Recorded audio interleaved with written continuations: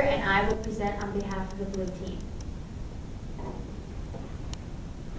The blue team chose 3 subtopics to focus on. Those were exploration and research, rovers and robots, and communications. For exploration and research, our main goal was to understand how we can use water for human life and to better understand how water has aided possible Martian life. Water is suspected to be found in the polar caps, in the atmosphere, and in the soil of Mars. In the polar caps, there are air bubbles, which are warmer than the ice surrounding it, and if the ice has any water in it, there will be liquid water in the air bubbles.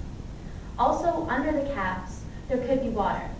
We're going to be focusing in the north polar cap. However, in the south polar cap, there has been found to be 2.3 miles of ice underneath the cap. 90% of that is suspected to be water. And if that were to all melt, it would cover the entire surface of Mars with 36 feet of water. That would be a great resource for us to use. However, we can't get to the south polar cap at this time because it's too difficult, but we will be working towards that. To collect the water, we're going to be using a drill and a probe, as well as the rovers, to deliver them from our area of excavation back to the base, as well as sending the samples to Earth for more experimentation. In the Martian atmosphere, there's 0.03% water vapor, and if all of that were to rain down on Mars, it would only make a puddle less than 1/100th of a centimeter deep. Therefore, as you can tell, we're not going to be using that for anything great, but we will be trying to use that using filtering and condensation to collect it for more experimentation. Also in the soil, there may be water in the top few centimeters, so we're going to be using a short drill as well as our rovers to transport our samples back to the base and once again send them to Earth for more experimentation. Connected with water is the possibility of life. It has been proven that there are no actual Martians or ETs living on Mars at this point. However, there is a possibility for bacteria and archaea to be living on Mars. An example of that is extremophiles. They get their name from being able to live in extreme conditions. Here on Earth, they can live in hot springs, in high salt areas, and places that are uninhabitable for humans. Another reason why they might be on Mars is because they are chemoautotrophs and use chemical interactions between rock, dirt, and gases in the atmosphere to get their energy. They also utilize sulfate and they need carbon dioxide, and they don't need oxygen.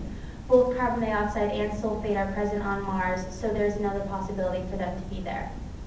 In order to collect these samples, we're going to collect them through germination, because how can we tell the difference between a spore and a grain of sand?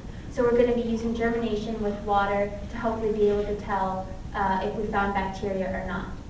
Also, the orbital tilt of Mars changes significantly every million years or so, so we're hoping that while we're going to be up there, since we're going to be up there forever, that eventually it will change and there's a possibility that the atmosphere will become similar to that of Earth's, making it easier for humans to live on Mars. Now Daniel will share our plans for rovers and robots. Thank you, Katie. There will be 2 types of rovers used during the colonization on Mars, one larger one and one smaller one, and the purpose of them is to explore, transport, and mine where man cannot.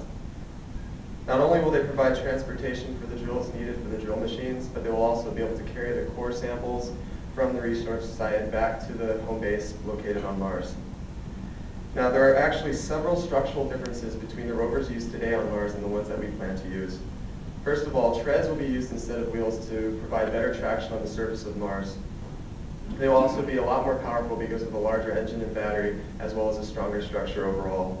They will be a bit faster, and the large capacity of 2,000 pounds will provide for fewer trips and larger payloads. The battery of the rover will be rechargeable, and finally, all the rovers will be equipped with more advanced and up-to-date equipment, which will provide better and more accurate results in research. We will also have 2 kinds of robots on Mars, a drill machine and a plant droid. The drill machine will be working together with the larger rovers to drill a 20-meter deep hole into soil or ice, and an explosive will be placed inside. After the rover has cleared away to a safe distance, the explosive would then be detonated, where then the robot can go retrieve the core sample, return it back to base for further analysis. The plant droid would be used to maintain and harvest plants within the greenhouse, as well as to sense what certain crops require attention. If this situation were to arise, the plant droid would either fix the problem itself or notify the crew and request assistance. Dewana will now talk about communication.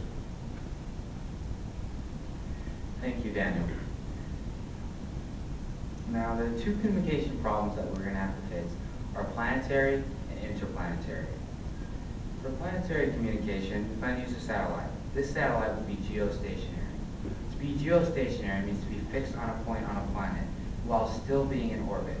Now, this satellite is not affected by any weather conditions other than rain. And since the Mars climate doesn't have rain, we don't have to worry about that. After a while, once the colony expands, we will hopefully put more of these satellites in orbit around Mars.